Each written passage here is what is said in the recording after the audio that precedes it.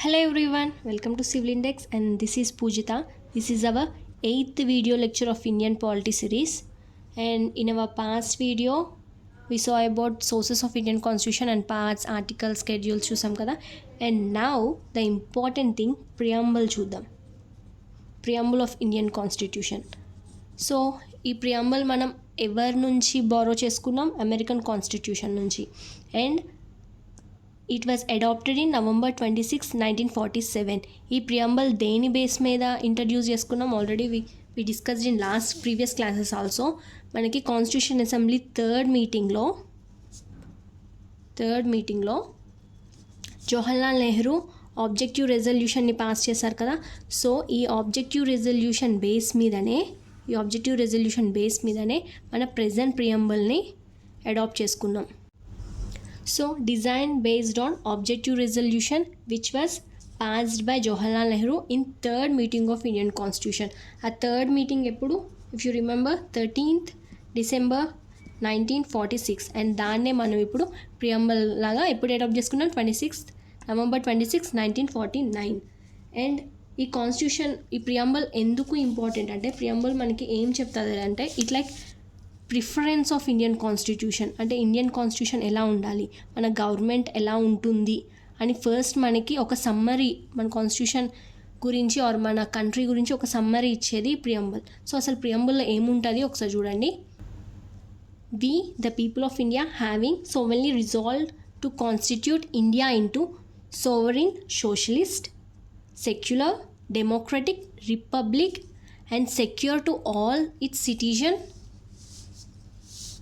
justice, social, economic and political liberty of thought expression, belief, faith and worship, equality of status and of opportunity, and to promote among all fraternity, assuring the dignity of the individual and the unity and integrity of the nation. In our Constitution Assembly, this 26th day of November 1949, to hereby adopt, enact and give to ourselves this Indian Constitution. So ఇలా చదివితే ఏం అర్థం కాదు. Let's see one by one. So మనకి preamble ఏం చెప్తుంది అంటే, first ఈ పారాగ్రాఫ్ మనకి ఏం చెప్తుంది అంటే, మన ఇండియా కంట్రీ నేచర్ ఎలా ఉంటుంది. మన ఇండియన్ కంట్రీ సోవరీన్, సోషలిస్టిక్ ఉంటుంది, secular, democratic and republic India. So ఒక్కొక్క దాని గురించి మాట్లాడదాం.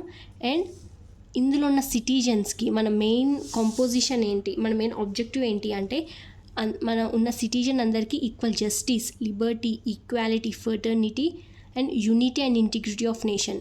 This is our main objective of Indian constitution. మన ఇండియా ఇలా ఉండాలి అని this is a main objective. Okay. And మనం థర్డ్ థింగ్లో ఇంపార్టెంట్ ఏంటంటే, దీన్ని ఎప్పుడు అడాప్ట్ చేసుకున్నాం అనేది.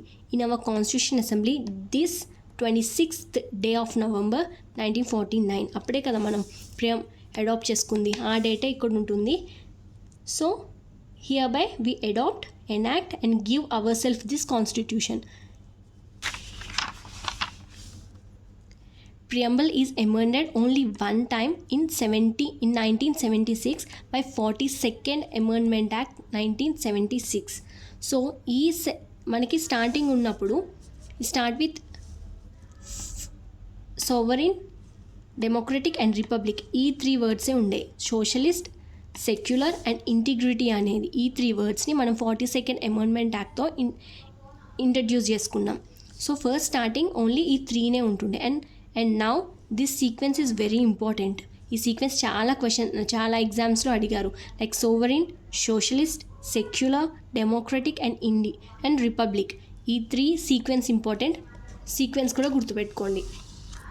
సో మనం 42nd Amendment Actతో ఏమేమి ఇంక్లూడ్ చేసుకున్నామంటే, socialistic, secular and integrity. So మనకి ప్రియంబుల్ ఏం చెప్తుంది? నేచర్ ఆఫ్ ఇండియన్ స్టేట్, అంటే మన ఇండియన్ స్టేట్ ఎలా ఉండాలి అంటే sovereign, socialistic, secular and democratic and republic. So objective ఏంటి? Justice, liberty, equality and fraternity. ఈ వర్డ్స్ ఒక్కొక్క దాని గురించి చూద్దాము. సో బిఫోర్ దాట్ మనకి ఈ 2 కేసెస్ చాలా ఇంపార్టెంట్. సో ఫస్ట్ వన్, బేరు కేస్.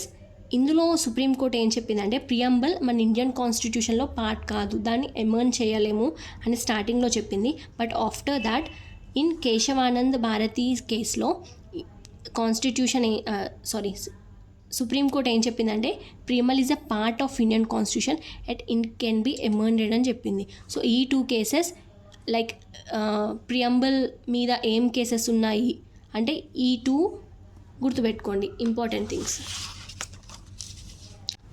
సో ఇప్పుడు ఒక్కొక్క దాని గురించి చూద్దాం. ఫస్ట్ ఆఫ్ ఆల్ మన నేచర్ని చెప్పేవి ఏంటి, నేచర్ అంటే ఇండియా స్టేట్ ఎలా ఉండాలి అని చెప్పేవి ఏంటి, sovereign, socialist, democracy, secular and republic కదా.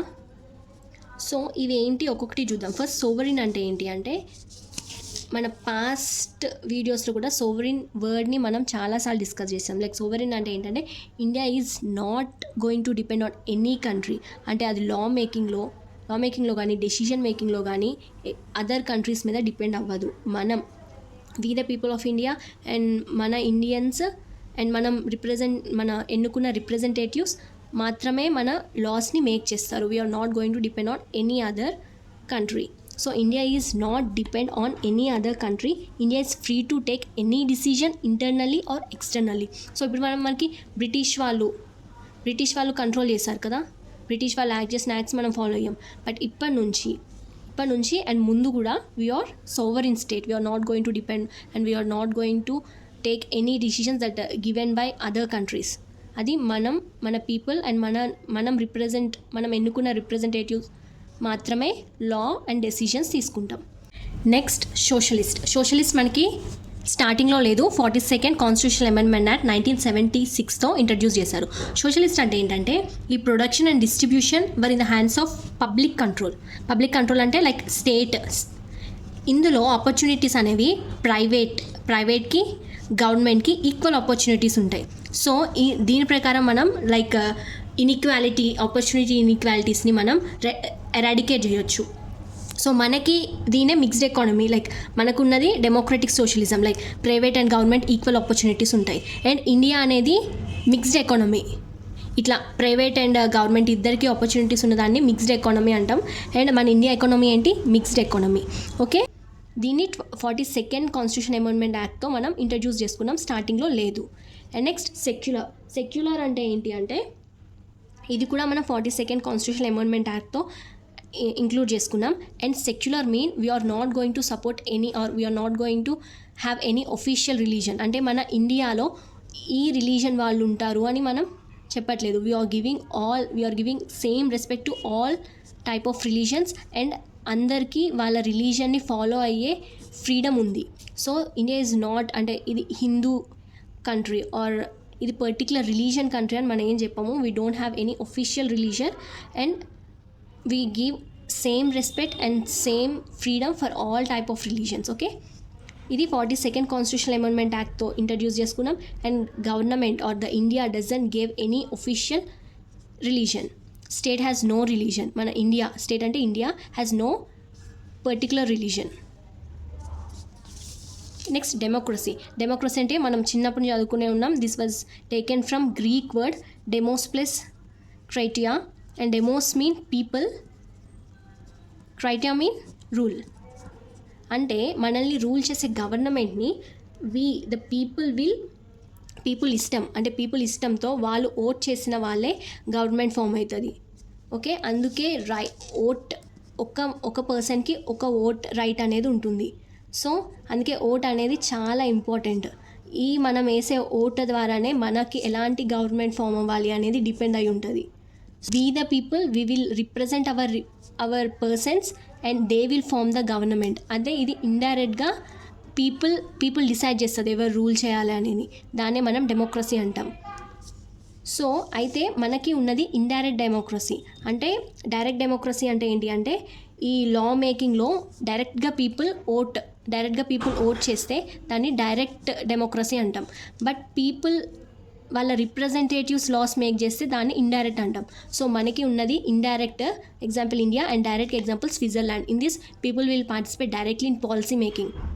ఓకే, నెక్స్ట్ రిపబ్లిక్ అంటే ఏంటి అంటే మన హెడ్స్ అనేవాళ్ళు ఎలక్టెడ్ హెడ్స్ ఉంటారు. ఫర్ ఎగ్జాంపుల్ బ్రిటన్ తీసుకుంటే వాళ్ళ హెడ్స్ కింగ్స్ అంటే హెరిడేటరీ ద్వారా ఉంటారు. బట్ మన రిపబ్లిక్ అంటే ఏంటంటే పబ్లిక్ ఈ హెడ్స్ అయితే ఎవరైతే ఉంటారో వాళ్ళు పబ్లిక్ చేత డైరెక్ట్గానో ఇండైరెక్ట్గానో ఎలెక్ట్ చేయబడి ఉండాలి. దాన్ని రిపబ్లిక్ కంట్రీ అంటాం. And our India is republic country. So head of state is always elected directly or indirectly. For example real head ఎవరు మనకి ప్రైమ్ మినిస్టర్, నామినల్ హెడ్ ఎవరు ప్రెసిడెంట్. అండ్ వీళ్ళిద్దరూ పీపుల్ చేత ఎన్నుకోబడి ఉంటారు. దే ఆర్ నాట్ హెరిడేటరీ అంటే వాళ్ళ Sons వాళ్ళ పిల్లలు హెరిడేటరీ లాగా ఆ సీట్లో కూర్చోరు కదా. Those who are elected by people they will seat the heads, they will become the heads. Okay, అలా మనం ఎలెక్ట్ చేసుకున్నది డైరెక్ట్గా కావచ్చు ఇండైరెక్ట్గా కావచ్చు. మనం ప్రెసిడెంట్ని ఇండైరెక్ట్గా ఎన్నుకుంటాం అంటే మనం రిప్రజెంటేటివ్స్ని ఎన్నుకుంటే రిప్రజెంటేటివ్స్ హెడ్స్ని ప్రెసిడెంట్ని ఎన్నుకుంటారు, అది indirect. So this is all tells about state nature అంటే స్టేట్ ఇలా ఉంటుంది అని చెప్తుంది. ఏంటి ఫస్ట్ సావరిన్ అంటే మనం సావరిన్ అంటే ఏంటి, ఇండియా అనేది ఇండిపెండెంట్ స్టేట్. మనం డెసిజన్ మేకింగ్లో ఎక్స్టర్నల్ ఇన్ఫ్లుయెన్స్ ఏది ఉండదు. అండ్ సోషలిస్ట్ అంటే the opportunities and all divided by ఒకళ్ళ చేతుల్లోనే ఉండదు. అండ్ ఈ పవర్ మొత్తం పబ్లిక్ అంటే స్టేట్ చేతుల్లో ఉంటుంది. లైక్ అండ్ ఆ డిస్ట్రిబ్యూషన్ పవర్ ఏదైతే ఉందో అది ప్రైవేట్కి అండ్ గవర్నమెంట్ ఇద్దరు డిస్ట్రిబ్యూట్ చేసుకుంటారు. సెక్యులర్ అంటే మనం ఒక పర్టికులర్ రిలీజన్ని మనం చూడం, అన్ని రిలీజియస్కి equal opportunities, equal preference and equal freedom ఉంటుంది. అండ్ ఏ రిలీజన్ ఎక్కువగా ఏ రిలీజన్ తక్కువగా చూడము. అండ్ డెమోక్రసీ అంటే ఏంటి, వి ద పీపుల్ మన విల్ ప్రకారం మన ఓట్ని యూజ్ చేసుకొని మనం గవర్నమెంట్ని ఫామ్ చేస్తాం. అండ్ ఆ గవర్నమెంట్ మనల్ని ఒక 5 years టైం ఆర్ వాళ్ళు ఉన్నంత వరకు మనకి ఏమేమి కావాలో దాని ప్రకారం లాస్ చేసి గవర్న్ చేస్తారు. అండ్ నెక్స్ట్ రిపబ్లిక్ అంటే మనం మన హెడ్స్ని ఓట్ చేసి ఎన్నుకుంటాం, దాన్నే రిపబ్లిక్ అంటాం. Okay, this is the nature of our state. Next objectives చూద్దాం, లైక్ ఎలా ఉంటుంది అని.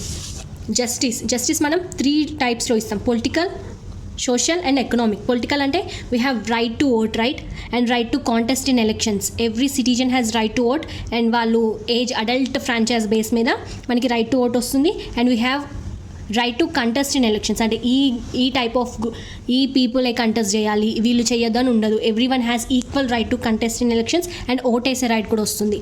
అండ్ సోషల్ జస్టిస్, అన్టచబిలిటీ అంటే ఇంతకుముందు రిలీజన్ వైపు లేకపోతే కాస్ట్ని చూసి లైక్ వాళ్ళని ఒక పర్టికులర్ థింగ్స్కి ఎలో చేసేవాళ్ళు కాదు. అలాంటివన్నిటిని అబాలిష్ చేసి అందరికీ అందరూ ఈక్వల్ అని ఒక సోషల్ జస్టిస్ ప్రొవైడ్ చేస్తున్నాం. ఎకనామిక్ అంటే లైక్ పోవర్టీని ఎరాడికేట్ చేయడానికి, అన్ఎంప్లాయ్మెంట్ని ఎరాడికేట్ చేయడానికి ఇవన్నీ జస్టిస్ మన సిటిజన్స్కి ప్రొవైడ్ చేస్తున్నాం.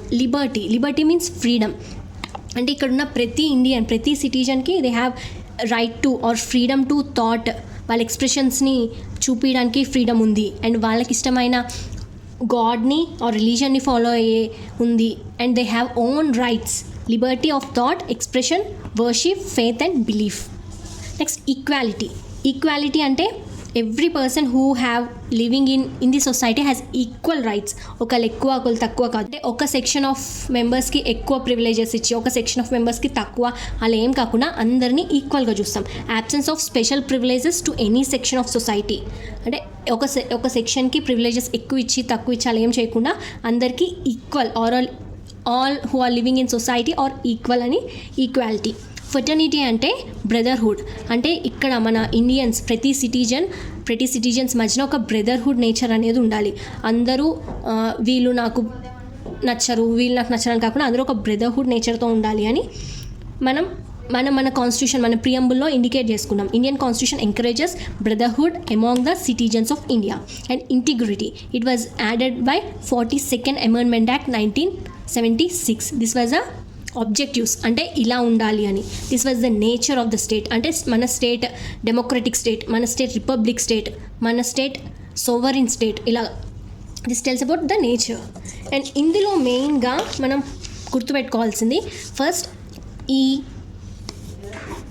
లైక్ ఒకటి దీని తర్వాత ఇది వస్తుంది, ఈ సీక్వెన్స్ గుర్తుపెట్టుకోవాలి, ఈ ఆర్డర్ గుర్తుపెట్టుకోవాలి. ఏంటి, sovereign, socialist, secular, democratic and republic. ఈ సీక్వెన్స్ పక్కా గుర్తుపెట్టుకోవాలి, చాలా ఎగ్జామ్స్లో అడిగారు. అండ్ ఆల్సో మనకి స్టార్టింగ్ ఏముంటుండే, ఓన్లీ సోవరిన్ డెమోక్రటిక్ అండ్ రిపబ్లికే ఉంటుండే. By 42nd amendment act we have this ఈ త్రీని ఇన్నర్ చేసాం కదా. ఆ త్రీ ఏంటి అండ్ ఏ కాన్స్టిట్యూషన్ ప్రకారం చేసాము అనేది ఇంపార్టెంట్. అండ్ ప్రియంబల్ అనేది ఓన్లీ 1 టైం ఎమెండ్ చేయబడింది, అది కూడా ఈ 3 words తీసుకున్నాం. నెక్స్ట్ ఈ కేసెస్ కూడా important, like which of the following ప్రియంబల్ మీద కేస్ ఏమేమి ఉన్నాయి అని అడుగుతారు. సో ఈ 2 చాలా ఇంపార్టెంట్ కేసెస్. ఇవన్నీ ఇంపార్టెంట్ పాయింట్స్ గుర్తుపెట్టుకోండి. And that's it for today and hope you like this session. If so, do share and boost me up to do more. Thank you.